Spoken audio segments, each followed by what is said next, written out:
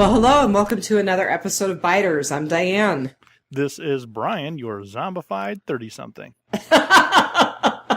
Oh, does that mean I have to say how old I am? No, you don't.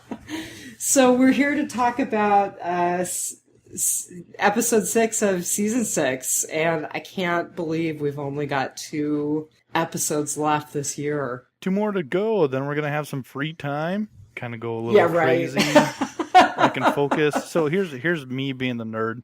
So my other podcast, 515 Fantasy Football, coincidentally, The Walking Dead gets over just as Fantasy Football is getting ready to focus on the playoff season for the championships. Oh, how funny. So it's that's good. Perfect. Yeah, because I like to watch Sunday Night Football, and I'm kind of teeter-tottering back and forth between the stuff. So gives me a little bit of free time right at the right time that I need it.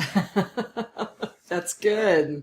Well, my friend and I are still trying to get our podcast up and running, and I think I'm going to have to learn how to edit. So, Well, you have plenty of experience. I have experience of my own. So we will get you locked and loaded now. So, I got to tell you, I am, for the very first time ever, wearing the hat of the disgruntled fan. Yeah, I seen you made a post about that. I seen a lot of other people said that, and I was just kind of like, "What? What do you mean disgruntled? What's going on here?" So this is going to be a good conversation because I got to tell you, I did not dig this episode. Yeah, I like the little sneaky stuff. I like if it's going to be a filler episode. Mm-hmm. I like it to have a lot of little sneaky stuff in it because I appreciate that. And this episode had a ton of little sneaky tidbits on what's really happening. Oh, I think there's some good comic book spoiling going on, and we'll probably talk more about that. But well, I do have a little workaround for that conundrum. Depending on how you want to take the show, if you want to just pretend the comics don't exist, so that way it's open and free to all, because the comic books aren't necessarily a roadmap, they're just a general theme of the TV show. So I've kind of thought about a workaround where I'll just drop keywords, and then if the comic book readers understand what I'm saying on key points, then they'll get it where we think we're going. But those who don't care about the comics and don't wish we think of things like that, they won't ever know. And for the record, I've already left this space in the comic books. I've completely stopped at this point because I want the show to go ahead without me. So I don't read too far and then kind of go, oh, I bet I know kind of what's coming. But I generally can see where this is going. So I'm a little further in the comics than where we are in the series right now, but not terribly. But I definitely saw some things last night that were just brought up the comic books for me, so we'll talk a little bit about that. Sure. So just to let people know, I looked at numbers real quick. I think we're a little too early just in terms of having numbers up for this episode, but last week's Live Plus 3 was pretty cool. They actually added 4 million viewers in the DVR watching. So the Live Plus 3 numbers for last week's episode were 18.6 million, and Walking Dead was still number 1 in terms of viewership. Yeah, I definitely think the DVR, I'm glad they're able to track that stuff accurately, because that's where so much traffic comes through and so much action comes through. And that's why I don't typically like those programs that record on a Sunday night. You know, there's a great benefit into waiting that extra day to kind of let everything absorb and let conversation happen and being able to watch it again. That's all good things that happen, and hopefully our listeners are going to appreciate that, especially this week. This week it was definitely important for me to watch it a second time, and I've got to tell you that I've watched probably every episode at least twice, most of them more than twice, and I still struggled with this one. So, I know, we're crazy, going to take care of this problem real quick. Oh, and I apologize to everyone. Right now, one of my dogs is playing with her squeaky toy, and it's just me tonight, no husband, so hang on just a second here. Get that dog a bizone. All right, Says, so Mama, let's do this. Come on. yeah, exactly. All right, so it was called Always Accountable, and it was written by Heather Bellison. I looked her up, and it looks like she has several producer credits for The Walking Dead, and actually had written this episode, Them, and Self-Help, which was the other major Abraham-centric episode. So I thought that was kind of interesting. Yeah. She also wrote for Black Sails and Unforgettable. Yeah, I like how they kind of do it with writers where not just any writer gets to write on any episode. There's very specific people who have a hand in developing certain characters. So when the show does tend to focus on one specific character or there is a turning point in their thought process, like there was tonight in a couple people, that is really dedicated to one writer so that way they get that transition correct. I agree with you. I think that they really are absolutely taking advantage of people who know and really work on those characters. There's like a bouncing on the bed over there. No, now we couldn't enjoy one squeaky toy, so we're going to get the other one. My goodness. Everyone's going to get to know my dogs really well, and I apologize in advance. So I couldn't remember Them. Of course I remembered Self-Help, but I didn't have a chance to go back and look up Them. I know it was last season. Do you remember which one that was? I have no idea. I mean, it doesn't ring I a don't bell at either. all. I'm going to have to look it up on IMDb later, but if any of our listeners want to chime in, that would be a nice piece of info to get on the Facebook page or get via email. So then our writer was Jeffrey January, and he has a lot of Walking Dead credits. He has some credit for the movie Soul Surfer and credit for the movie Raise Your Voice, but I didn't really find a whole lot more about him. All right. Well, let's get into it. Let me help. Are we ready? Are we at that point? Or you got Yeah, one more? absolutely. So should we go ahead and get into it by talking about the title, or you want to just dive right into the goods, bads, and uglies? Sure. Let's elaborate on the title a little bit. Go ahead. Give me your shot. Give me your take. So I felt like there were a few things. You know, first of all, kind of Daryl as the good guy and him taking the insulin back to Tina. Always accountable, always being the good guy, which, you know, hasn't always been Daryl's story, but I think they're trying to make that his story more and more. I think the interplay between Abraham and Sasha, them lecturing each other about accountability and responsibility, we definitely get the title there. And then I think that the thing that really struck me is I don't think this group is always accountable, but I think they always pay for their decisions. Yeah, absolutely. So you did hit the three ideas that I thought. You know, Daryl always being accountable for his actions. With I think Daryl, it wasn't more so being responsible for his actions, but always being accountable for his thoughts. And that's where Daryl really gets himself into trouble, in my perspective, are his thoughts. Because he doesn't think about what he's doing. He thinks about how people are going to feel now. And he's got that sappy kind of corner on him. And it's really making me bonkers. And you know, I've got to tell you, and I've made no secret of it, I'm a big Daryl Dixon fan. I think he's a great addition to the show, even though he's not in the books. And I was really disappointed in this episode. So frustrating. But I think the accountable, I think if I had to pick a person this was really titled for, I think it was really titled for Sasha. Now that's funny because if I had to pick someone it was really entitled for, I would have picked Abraham. Yeah, there's that direct correlation with how this plays, but everything happened because of Sasha in this show. They were in the position they were in because of her. They wrote Dixon on the door because of her. She's being accountable but responsible.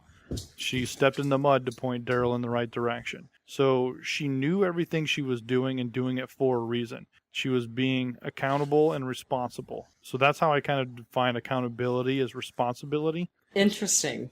And she was the most put together of anybody in the episode, which is a real departure for her. Absolutely. When, he's like, we got to go find Daryl. No, stop. Hold on. You don't track a tracker. let the tracker come to you.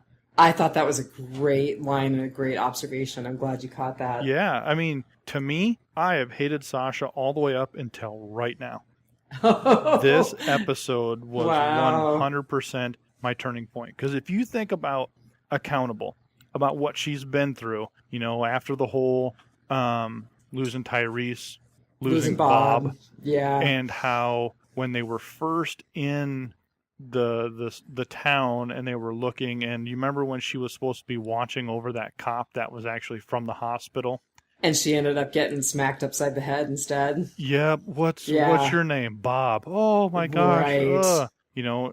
All of these things helped mold who she was. And then when she finally snapped in Alexandria and she's talking to Abraham about, hey, I'm here just so you don't lose your crap, and I want to make sure you're all together. And she's like, I've already made peace with that. Mm-hmm. Whether it was at the party, I was accountable there, and I laid with walkers and I had my moment. You're hiding your moment. You refuse to acknowledge, you refuse to be accountable. And I think that's where these people have always had this issue, is that they keep blaming others for the reason things are happening. I'm just thinking that's such an interesting callback to Alexandria, and it's interesting that we had Spencer saying what he said last week about, Deanna being at fault and making everyone the way that they are, and then really our core group has the same character. They disguise it better. Yeah. If I don't think people are or have been accountable up until, well, mainly for Sasha and Abraham. They are now. They get it. To hear Sasha explain it in the way she did, and she had the opportunity to gun down Father Gabriel for what he did.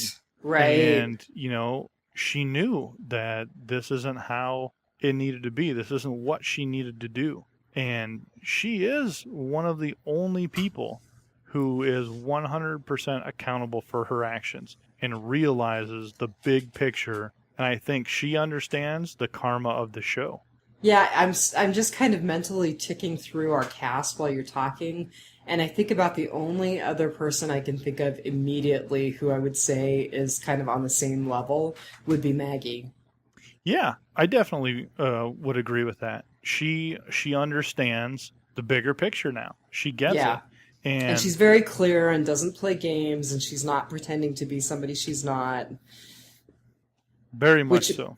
Makes me think of Carol. I mean, I love the character, and I think what they're doing is interesting, but she's still hiding. Yeah, she is definitely hiding. I think that veil is going to be lifted sooner rather than later. I do too. But, maybe that's kind of the theme of the second half, is that people are just going to start understanding what's going on and figuring things out. And so you talk about this as a turning point. That makes sense. So maybe we're going to head into the second half of the season with our characters actually being accountable instead of just paying for decisions that they made rashly. Absolutely. It's going to happen. So what did you think about Dwight and what was the other girl's name? So I don't think we ever got a name for the girl who survived. The girl who died was Tina. I think we're going to see them again, obviously. I think that, and I mean, here's a keyword from the comic books so people can just do what they will with it. I think they're definitely leading us into the storyline about the Saviors. Yep. I think that, them saying, we earned what we took, we earned everything that we took, that's very much in keeping with what you see from that camp of people, that belief that you have to earn everything. And then also the suggestion that perhaps one of the people in that group that we haven't fully met yet is only interested in willing women. Sure. I mean, it's no spoiler. Let's... We all know that Negan has been cast. So sure, even if you don't read the comic books, Negan's been cast. Let's talk about that for a second. So, where you're talking about, we earned what we took and stuff like that. Right. So and the whole thing about kneeling and right. all of that. Kneel before us and stuff. So let's dissect this. So I have no experience with the Saviors in the comic books. That's completely out for me. I only can go off of what I kind of interpret and see how things are going to go. So let me offer you an alternative for me as the TV viewer and Okay. everybody else out there who has no experience with the comics. Because so we're going to play good here. You've got the comic book experience, and I'll challenge you with TV thought. You're actually believing that I'm going to remember as much of the comics as I should, but let's go for it. Sure. So I'm gonna flip it completely upside down because like I said before, that the comic books aren't a roadmap; they're really just an overall guide. Um, what if the Saviors isn't a separate group from the Wolves? And I think that's possible. I mean, we talked about whether or not we've seen the last of the wolves. Let me Maybe offer you they're, this. yeah. What if this new group that came out here in the nice clothes and all this clean clothes? Think about it like a pirate ship. The captains and the officers of the ship live high on the hog, while the deck swabbers do all Which the are the hard people work. who took Daryl captive. I mean, you look at them and you look at their presentation. Right. And all of the wolves. So, one of the key things that Dwight was talking about is that, you just kill in the name of somebody else so you can have a roof over their head. And, I'm not who you think I am. Daryl being true and not me. He kept giving so much information about the group that he was formerly with. You come them, you give them everything. They'll take Right. everything for your safety. And then in the end, you just have your existence. It's obvious where the women are going with this. Mm-hmm. So what if the wolves are the deck swabbers and the potato peelers? And the reason the one wolf told Morgan at the campfire is, I want everything you have, every last drop. Don't even take another drink of your coffee. Mm-hmm. Because every last drop is payment for his safety. It's payment. Very possible. I'm linking these couple things together here. So every little bit counts. He needs everything. So when the wolves invaded Alexandria, they killed a lot, but they captured some of them. And when Carol had Morgan pretend tied up, some of them were like, "Oh, great, great find, great find." Talking about Morgan, great find. Why was Morgan so valuable? Why were the other ones Oh. okay to chop their arms and legs off? Because they were weak, I was going to captured. say Morgan would be a great deck swabber. You bet. He would be Interesting. great at digging trenches. He would be this because he's physically fit. He's not the woman standing on the side of the street smoking her cigarettes. It's very clear cut as who they were trying to capture and who they were just killing. So, again, when Morgan and Father Gabriel have one of the wolves knocked out, he wakes up. I talked about this. He said, "We're here to set you free. You don't belong Which here. was a precursor to the Saviors. We're here to set you free." Interesting. Very interesting. That could be a good way to really meld those two groups and those storylines together. Yeah, because at this point, you have to look at the show creators and say, we can't just keep doing the comics. We need to figure out ways to twist and bend everything. And I think that's how they're going to do this, is they're going to bring these two things together and make them one, where the saviors are the officers of the group. Because if you go back to the forest scene, where you don't see anybody, you only see them from, the From the waist waist up. down, right. That one guy, what was it, Wayne or Wade? Wade is what Right. his name was. He kept saying, "You're going to have to pay for the gas we used to come out here and get you." That was one of his comments when he was yelling to Dwight. "You're going to have to pay for our time. You're going to have to pay for our gas." It sounds like a wolf comment. You have to do this, which explains why the wolves wanted that camper so bad, that they wanted to kill Rick inside to get that camper, because how valuable would that camper be to Oh. bringing that back? That's why they don't have guns, because that's a currency. The wolves And had that's to give why they everything away. I was going to say that's also why they don't have guns, because who has the guns? The officers, not the grunts, You bet. I mean, for lack of a better descriptor. Interesting. So that's kind of how I wanted to flip that around and offer a completely different perspective on, wait a second, this could just be one giant flip-flop here, and it is a completely different program. Well, So but it still keeps the idea of there being that larger world outside of our group's world for them to explore. So it really absolutely. does, it ties everything together, but it also gives it a different twist, which is exactly what they've done all along. I love it. I dig it. So see, are you starting to turn a little bit? You're starting I to don't turn a little know. bit? I definitely like that thought. I still have some reservations about this particular episode, and we'll go into them. So, is that one of your goods, It is or is now. that a good ugly? It was my good, because what my good was, the way this new group was put together, and they had a very clear-cut system on how things worked. Even Yeah, when the one guy fell into Daryl's trap and got bit, he came over, chopped the guy's arm off. Cool, calm, collected. Shows that he has time in the field. He's done his grunt work. He knows what happens on the front lines, and then he takes the watch off the cut hand. I thought that was a Whoop. nice thing, and I also thought that okay, come on, let's just walk it off. Yeah, and that just, Really? to me, that shows he's a General Patton in my mind. Yeah, That he's out there on the front lines. You're not dead. We chopped your arm off. Let's go back. get up, soldier, keep moving. Yep, it's done. It Yeah. happened. You want to lay here and die? Because I will kill you. Get up and move. And that, to me, that's exciting to see, because I hope this all works out to the way I want it to and the way I'm calling it, so everyone thinks I'm brilliant.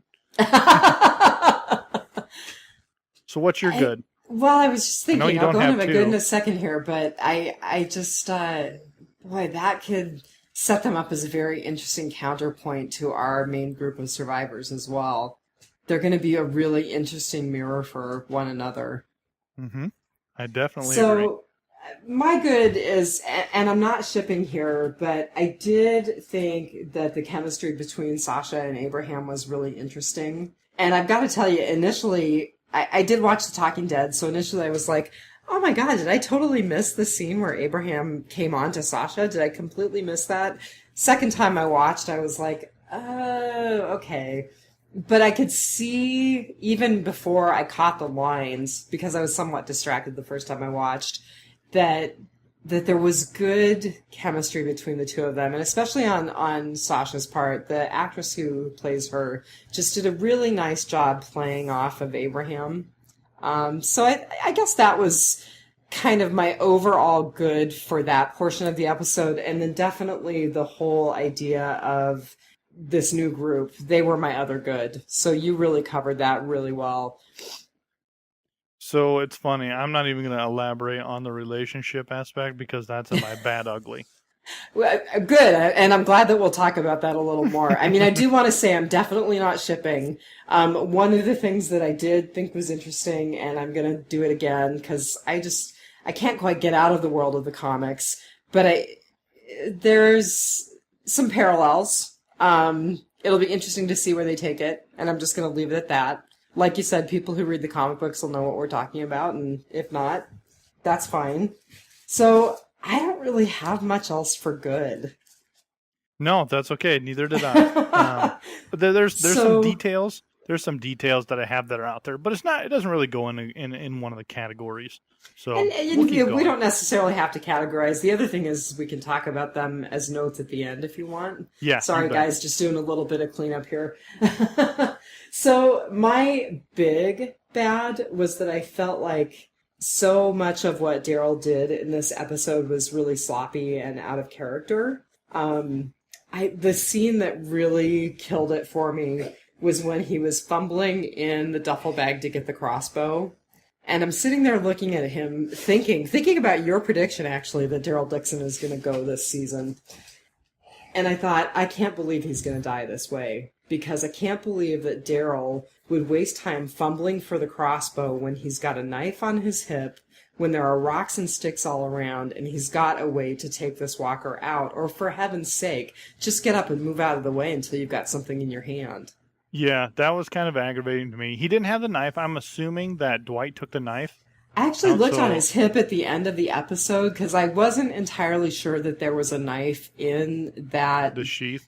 the sheath, but there actually was a hilt visible at the end of the episode. Whoops. Yeah, it so was very, maybe it was like, a continuity error, or maybe it really was just bad writing. But I just thought that having him fumble for that crossbow when actually the character that we know would have taken advantage of any means necessary. Just get up and throw him down, and he would have stomped on his head. That's what Daryl Dixon would have done. Exactly. So I felt like it was bad writing and out of character for that particular character.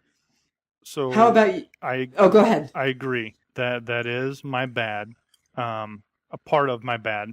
But I was going to say I have a few other bads too, so go for it. You talk and then I'll talk again. well, let me rebuttal your statement of bad writing out of character. Out of character, yes, but I believe this is intentional writing. In sports, we have an adage where if you play with bad people, you will get worse. You have been living in Alexandria. This goes back to Carl. Carl talking about we're going to lose our edge. We're going to lose this. Yes. We're not going to be a shark. And that could not be more true of this season. Carl was right in last season about when he walked in and the kids were playing video games.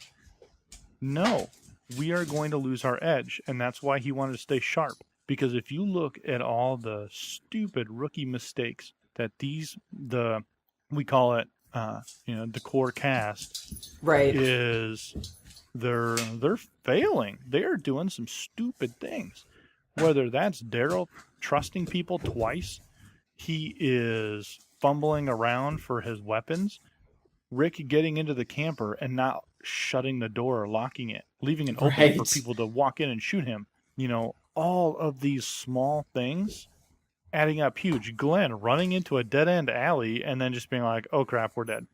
Running into a dead-end alley with Nicholas in charge. Yeah, with Nicholas in charge. No way. Because they're all, we got to give them a chance. Let's make them into something they're not. Let's do this. They're terrible. But let me coach them up. The apocalypse is not when you coach somebody up. You make a decision and move on from it. That stuff doesn't happen. So I will offer that rebuttal. And my main bad was that why are we not revealing the truth quicker? Daryl, the truth about everybody. Yeah, when Daryl is captured and he's like, I'm not who you think. You shut up, blah, blah, blah, blah, blah. And he's talking, look, are you talking about, he could have said, are you talking about the wolves? I don't have a W on my head. Right. They tried to kill my people. And then that would have, what do you mean, wolves? Who are the wolves? Or the grunts tried to kill you, something like that. Right. Something about that sort of effect. Why this whole charade? This guy is going to blow your brains out. Why this charade of, I can't reveal too much about Alexandria. I know why he's doing it. He's trying to protect Alexandria, but they haven't found it before. They're not exactly the greatest land nav people. Why are you not at least saying, look, dude, I get it, but I am not with the group you think. Let me tell you. Let me say something. Like, I get it, but I don't. And it's kind of frustrating for me. I felt like a lot of the motivations in this episode potentially ended up on the cutting room floor. I mean, I know that they have hours and hours and hours of tape and can't include every little moment in the final episode, in the final cut. But I just thought, okay, I'm not entirely sure that I understand Daryl's motivation for why he changed his mind about telling them about Alexandria when he did. I didn't entirely, I understood the revenge and I understood a little bit of the regression in terms of him demanding the carving that guy was working on in exchange for his pain and suffering to get the insulin back to them. But I just felt like there was so much more behind what people were thinking and doing that we didn't necessarily get. So that was actually one of my bads, kind of feeling like there was stuff that we were missing that was potentially filmed and cut. Yeah, one of my wishes is that, like, when a movie comes out on DVD, they have the director's cut and it has all the additional footage built into the movie that don't make it on the big screen. I wish they did that with The Walking Dead. I do too, because I think there's a lot of backstory. Yeah. Greg Nicotero says they cut between like 20 and 40 minutes of every episode that you don't get to see. Why not just release some collector's edition for $10 extra and I'll buy it? I would want to see all too. that stuff. Yeah. I think everybody listening would. So my other bad is that Daryl is just a sap now.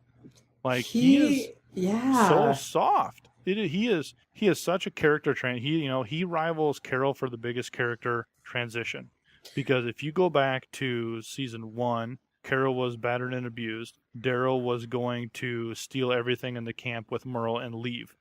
And now he is going back, risking his life to give back a complete stranger insulin that just took them hostage and was going to turn him over to people who had no idea who he was. Mm-hmm. That's not how this works. And that's where I again come around to Alexandria is making everybody dumber.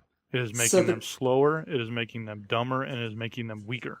The question is, will Daryl get his lesson? Has he gotten his lesson? I think he has lots to talk about and learn with Aaron about judging people. I'm glad that you said that because I really love Aaron, and I think, as I've said in the past, I think that character has so much to offer. So it'll be interesting to see how this plays out between the two of them. I hope we see that. I think we will. Just he didn't get to spend the right time with the group, because if you think about how Aaron made his decisions, they had the listening device, they had ways to, Aaron followed Rick's group for a week without making himself known. So he got to listen to all their conversations. He got to hear about who they were and what they did. Well, and they went out in pairs. So there was always someone to bounce ideas off of, to double check your perceptions with. And I love Daryl again, but I don't think he's necessarily the most intuitive or perceptive guy in the world. So, well, so one of my other bads, and I think as someone who's been in the military, you can speak to this, but I really kind of feel like the military walker locked up and safe from, Sasha and Abe were safe from him. They didn't have to kill him. They just observed him. I kind of felt like that's getting a little tired. I actually didn't like the way that was treated. And I felt like Abraham should have just taken him out of his misery. I don't know. It didn't feel respectful to me. It just kind of felt weird. And I was wondering also if you caught what was written on the whiteboard in the room that he was in. I didn't have a chance to freeze on that and really look at it. It was kind of a callback to the vet in the bathtub in the Governor episodes. The guy who tried to kill himself and was not successful. Right.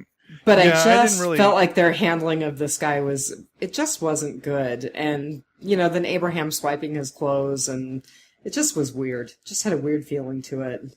Sure. So I didn't see what the whiteboard said. Like I seen it, I tried to glance at it. It didn't stand out to me right off the bat. There's obviously some hitting mean to it because that's what they always do. Right. There's nothing that's thrown away. But I thought the reason they left him alive was because you have to be accountable. Everything is like this for a reason. That's why Sasha wouldn't let him just kill that walker that was on the sidewalk. Because if you kill that walker and there's fresh blood, then somebody knows you're in the area. So that I can understand, because she said the thing about, not leaving breadcrumbs. And if you kill that walker, you have the potential to create trouble and draw more attention. But I think that a mercy kill of a walker who is locked up in a building, But then, if somebody came in the door that wasn't Daryl and they had to run and hide, and they were just doing a clean sweep and they just seen fresh walker blood, they know they were in that building. Okay, so that's fair. I really didn't think of it, and that's why she didn't mark it with an X in a circle. She just wrote Dixon on the door. Mm-hmm. So the only person who knows Daryl's last name is them. Right. So you wouldn't pay much attention to someone's name written on the wall because you see that all over. But if something had an X by a door, you would probably check that door because somebody marked this for a reason with an X or a star. Interesting. Very interesting. That's kind of how I thought about it, just from a tactical perspective, trying to not leave a trace that even in a building, because if it's just ransacked, you don't know if it was ransacked now or later or 2 years ago. But if that walker's dead and fresh looking, then they were in here. They're in the building. Do a perimeter sweep of this building and let's find these people that are here. Interesting. Okay. So what'd you think about Abe taking that jacket? To me, that was the the final straw for their love right there, because Sasha is a sucker for a man in uniform. Because, Oh, well, that's Abraham was a hilarious. sergeant. Abraham was a sergeant, and he is trying to let his guard down. He is trying to take what she's saying, you know, with a grain of salt. So he's like, all right, yeah, I'll be accountable, and I won't kill that guy. So I'm gonna have a little bit of fun. And he's kind of been flirting with her the whole time. Yes, I And then he's agree. like, yeah, hey, you dig a guy in uniform, look at me. And all she did was just smile at him. It's like, yep, that's it. This is going to go real bad for Rosita here, Rosita. Yeah. which that'll be interesting to see how that works out. The last time something like this happened was Tyrese back in the prison in the comic books. Yes. I You know know, exactly what you're talking about. between him and Although, Michonne and all that love triangle they had going on, it was a completely different. Obviously different people, different time, different stuff, but this is what's really happening. To me, but I've always this said, happened for Abraham in the comic book too. yeah, so what I always kind of envisioned the apocalypse would be, there would be more of this than anything else. Well, it's funny that you say that because, again, I did watch The Talking Dead, and they had Michael Rooker on, he was interesting. But, they talked a lot about how they figured there would be more sex during the apocalypse, more people getting together. And I thought, not really. When you think about Maslow's hierarchy of needs, you have to have food and shelter before you even start thinking about stuff like that. So now, maybe the reason we're seeing all of these hookups happen now is that there is food and shelter. There are walls that keep people in and keep the walkers out, generally speaking. So maybe that's why we're starting to see more of this. Could be. I don't know. And the other thing is, I quite honestly think that it's what gets Abraham's blood pumping. Yeah, he is a caveman. He is a Yeah. typical dude. I If mean, I you just must look say. back to self-help, and I know there were some people who were offended by the scene where Abraham and Rosita were having sex and Eugene was watching, but I think that kind of stuff gets Abraham going. So I think definitely the edginess and the danger and the kind of picking at each other, he enjoys that. Yeah, totally. I definitely believe it's a different connection, which Yeah. leads us into my ugly. All right, because I I'm headed to my uglies too, so go for it. Yeah, mine's a bad ugly, and I just didn't see the point in this. The whole Abraham Sasha love, totally not needed for me. Like, I get it that this is how she's getting him to break out of his shell, because personality wise, she is the direct opposite of Rosita. Rosita was all about letting him rage out and letting him do his thing, whereas And making him Sasha, happy.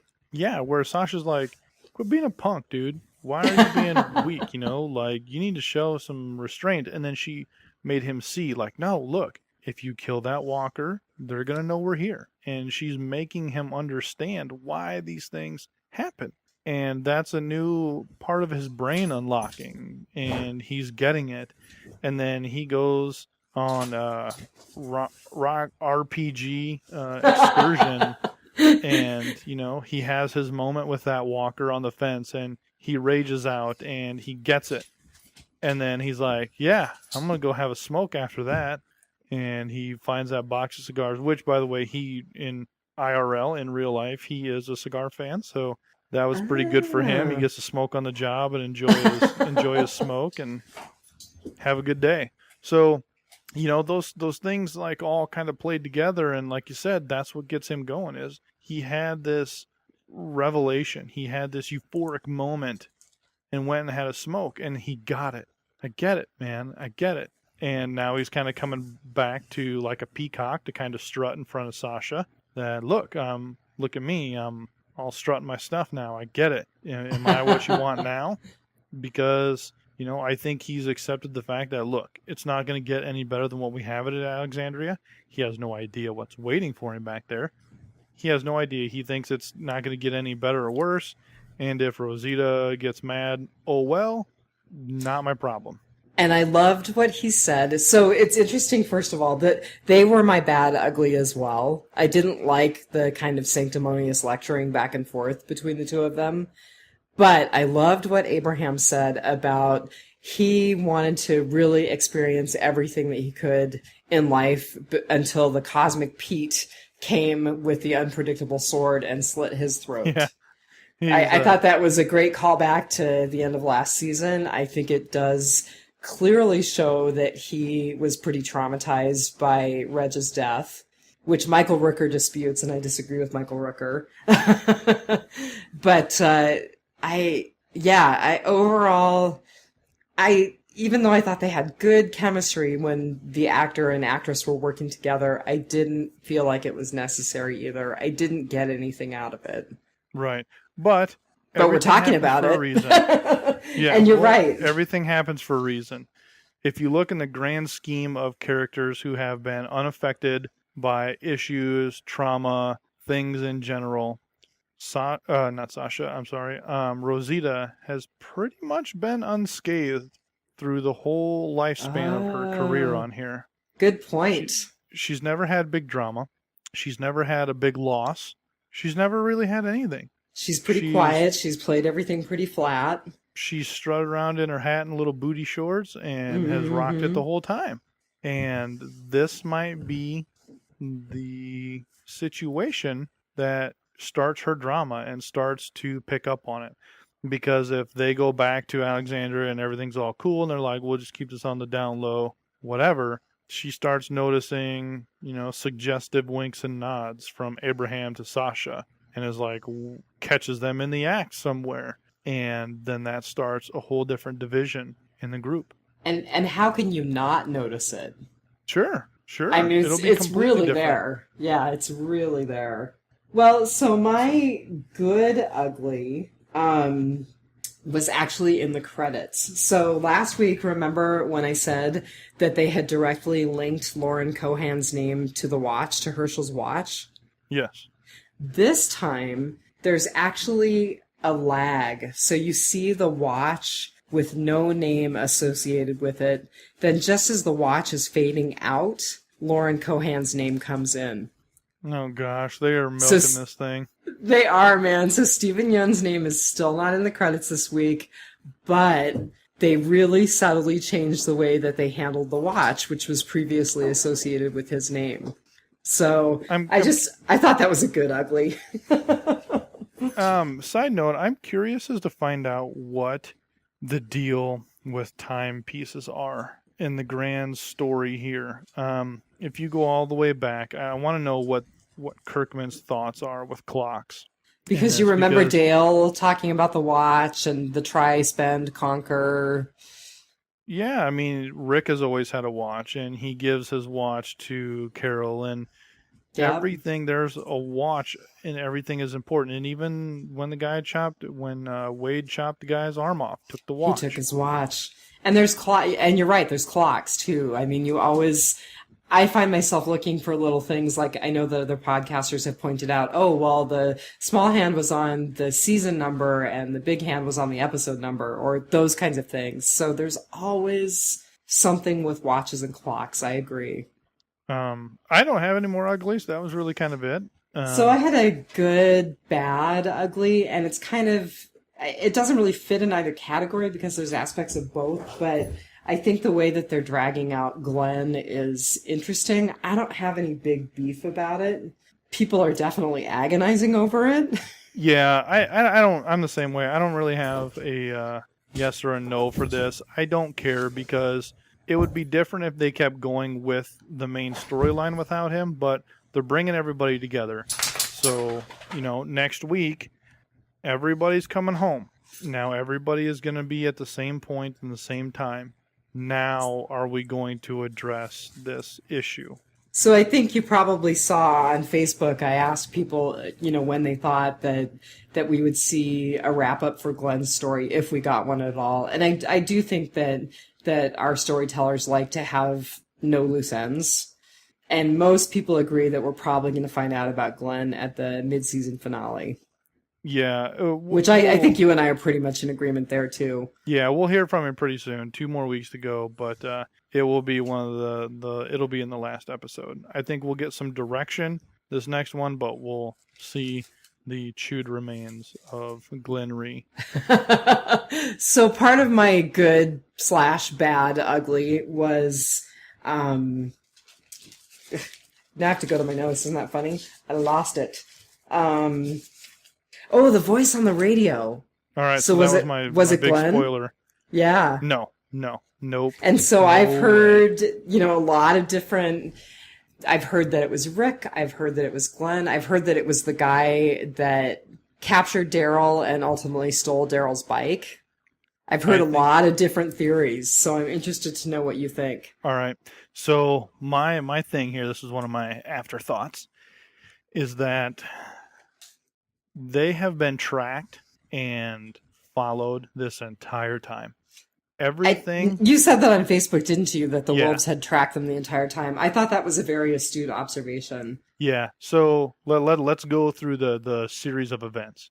When they first went out to do a dry run on how to deal with the walkers and the quarry, they were all communicating through radio. Everybody in the process had it. When the saviors arrived, they had a radio.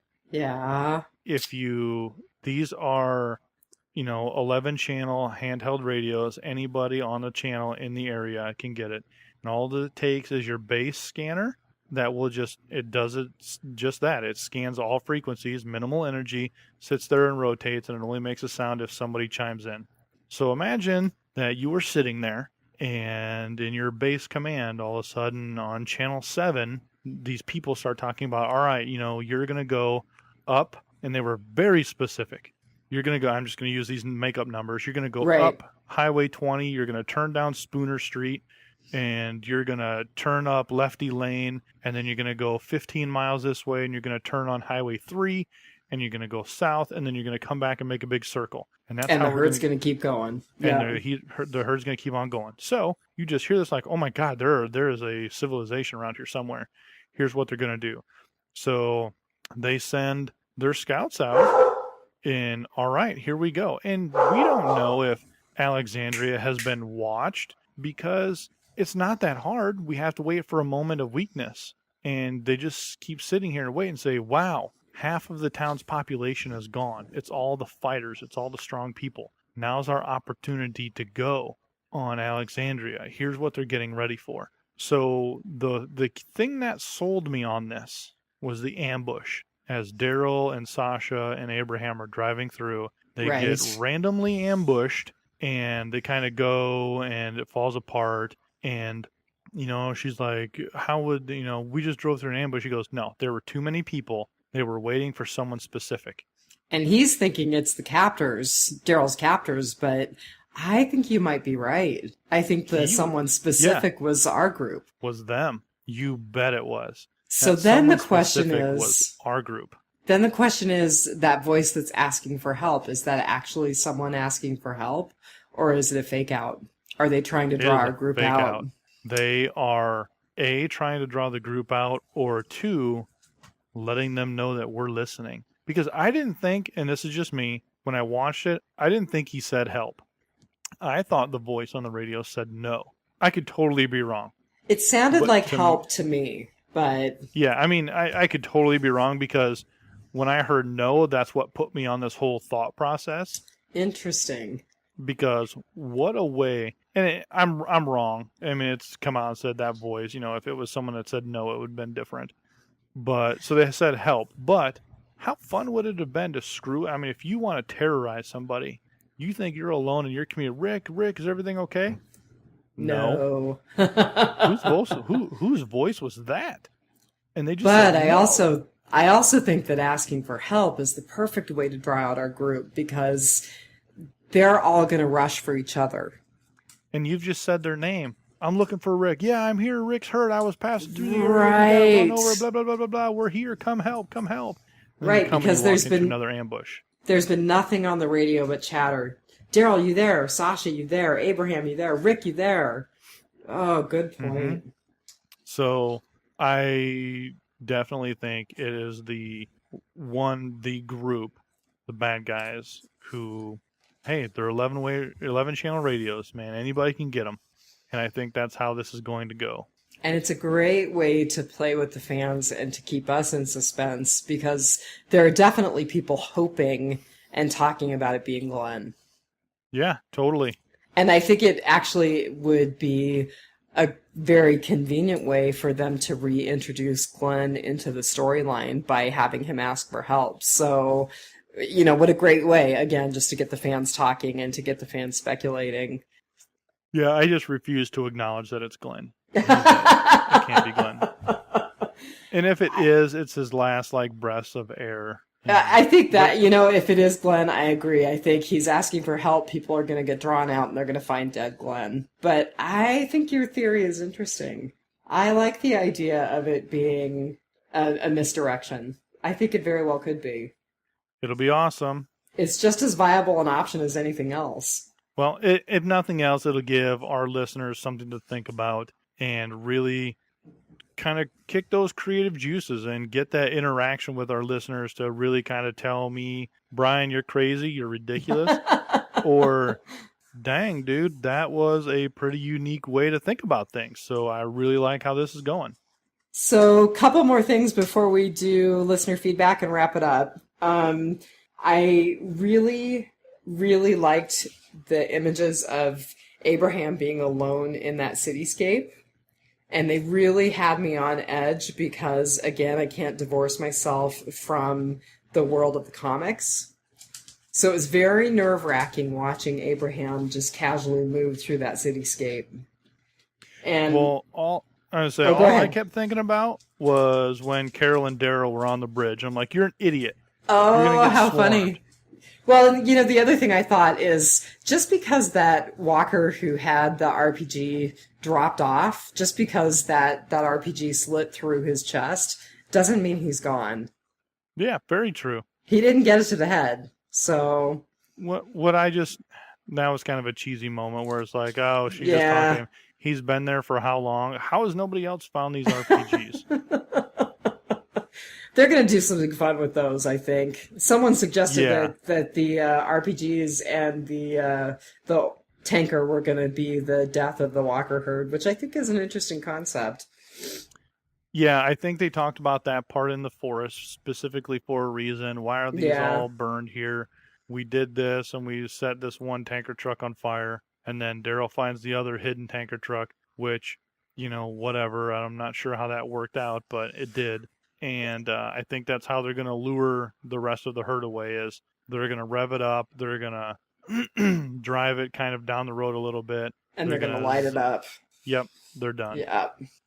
So, quick thing about Norman Reedus. I listened to his most recent interview at Walker Stalker Con Atlanta, and I thought it was really interesting. He talked about really fighting to take Daryl in a more realistic direction, and he kind of dissed the whole idea of Daryl having a bike and Daryl having a crossbow, and was talking about how that's just kind of over the top.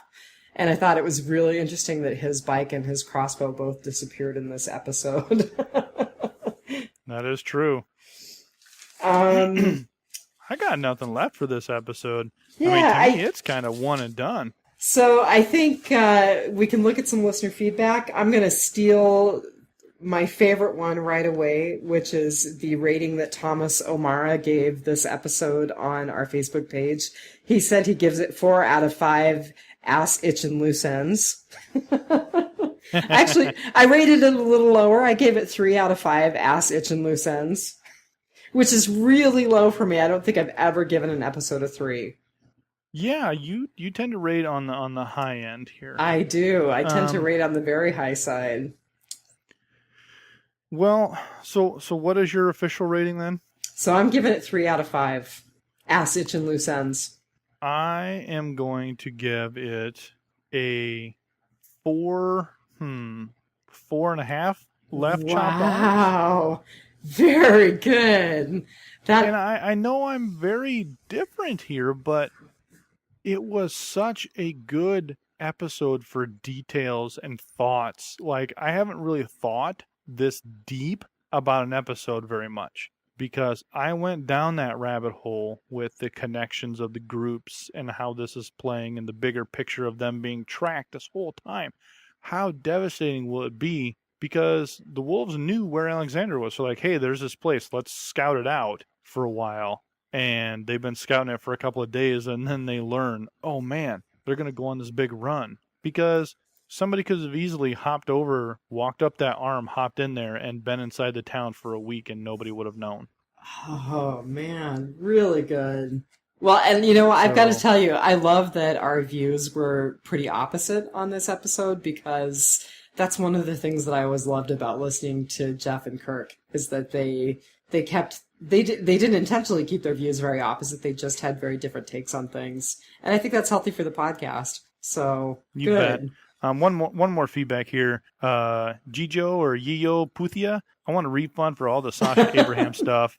The Daryl part was awesome. I love the burnt forest setting, made everything so eerie. I wonder where we will see those two double crossers again. We will. We will, because Daryl wants his crossbow back, and Daryl wants his motorcycle back. So here's the other thing. That motorcycle's got to break down at some point, because that is a custom-built thing, top to bottom. So it's not going to run like a normal motorcycle. You might have to drain the fuel out of the line every time so it doesn't flood. You might have to do a couple of different things. So it'll be curious. Yeah, the very clean, rational members of that new group looked like they could handle it. I don't know that the couple that held Daryl up could handle a bike breaking down on them. So, well, and I wonder if they're going to drive into Alexandria. Like, hey, like how, think of Terminus when Rick was there and he's seen, the watch and Glenn's riot gear and the poncho, and he's seen all these things. Yes. And then he made a reaction. So this group comes like, whoa, what is this? Oh, we've been on the road for weeks. My motorcycle needs gas. And Rick's like, come on in. And then they walk in and boom, guns in their face. Like, where'd you get that bike? What do you mean, man? We've had it. No, you have not. You've got one more chance, or I'm going to blow your brain out right now. So there's always those things, but it'll be cool. So a little bit of feedback about last week. I feel like I should take this one. April Scott said, please let the head trauma go. This isn't Grey's Anatomy. They're not going to have a subplot involving a B-list cast member's head injury. And that's fair. I will let the head trauma go. I am going to tick April off a little bit and say that I'm not totally convinced with the whole portrayal of diabetes in this episode, but I'll let that go too. That's funny. Well, Jen says, yay, thanks for the great podcast. She's now very worried for Morgantello. Glad the name stuck. I hope he doesn't run into Enid. She eats turtles. Bazam. And then finally, Laura Willie Swink, who is great about giving us some feedback, said, great podcast, Brian and Diane. The hot dams were courtesy of Dr. Denise. So I was glad to get an explanation for where the hot dam rating came from. All right. Well, hey, I think we're rocking and rolling here. I think this is working out great. And I'm really liking how we definitely play the yin and yang on each other's thoughts. Because everything that you have liked, I have hated, and completely vice versa. Good. Well, we're going to keep doing that. All right. Sounds good to me. So I hope you have a great week. I hope all the fans have a great week. And we will see you next Monday. Remember to take it one dead day at a time.